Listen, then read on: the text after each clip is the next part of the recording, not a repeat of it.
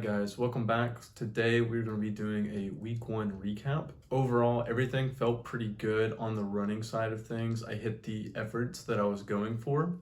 I'll get into what I mean on the running side of things later on in the video, but for now, we're going to go day by day and look at what I did over the past week. So on Monday, started out with a 3-mile easy run. I did it in 27 minutes and 30 seconds, which comes out to a 9-minute and 9-second pace. My average heart rate was 149. In all my easy runs, I'm looking to stick to about 145 beats per minute to about 155 beats per minute. If you go back and watch my first video, that was actually that day. I did a little bit of before and after talk. On that run, I knew I started out a little too fast. My first mile was an 8:10 pace, definitely too fast for where my current conditioning is. I'm sure a little bit of excitement actually getting to start the prep. I ended up getting my heart rate back down and it turned out to be okay for that day.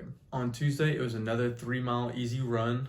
I did this one at 29 minutes and 52 seconds, which comes out to a 9:56 mile. As you can see, I had quite a bit of time from that day to the day prior because I started out under a lot more control with my pace and held that pace throughout the entire run. So it didn't start out as fast. It was a lot better of a run considering I was only going for an easy run. I ran the same route as I did on day 1. It was nice to already have that 3 miles mapped out. And again, I did like the area. There wasn't too much traffic. Wednesday was a 35-minute tempo run. The idea of the run was to start out for about 10 to 15 minutes at easy pace and then progressively pick up the pace for about 10 to 15 minutes and then finish out with an easy pace at 5 to 10 minutes. I did this one on a treadmill because I wanted to control the pace a lot better in turn for the faster portion. So I did the first mile at a 10-minute pace, and then from there I picked my pace up and ended up doing the next 2 miles at a 7:53 pace average. And then I finished out the last 9 minutes and some change, covering 0.93 miles. So not quite a 4-miler, just under, but it was a nice run. I actually enjoyed the tempo run a lot, getting some speed going, working a little bit outside of that 145 to 155 heart rate zone.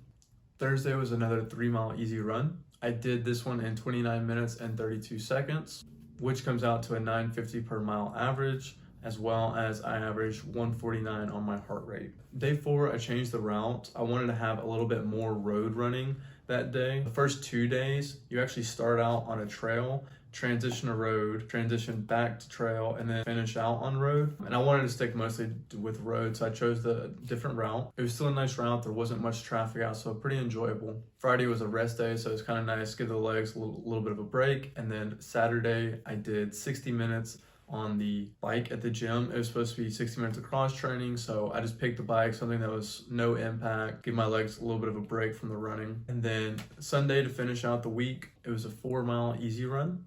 I did it in 38 minutes and 38 seconds, which comes out to a 934 mile average. My average heart rate was 144. So I was definitely staying on the lower end of that range that I was shooting for, but I'm okay with that. It's better than going over in my mind. Sunday was also pretty cold here in Austin. It was about 34 when I got up to go run, so I decided to do this one on a treadmill as well. I think the treadmill is really good for controlling pace, and I know I'll be using it in the future when weather isn't so great outside or for tempo runs.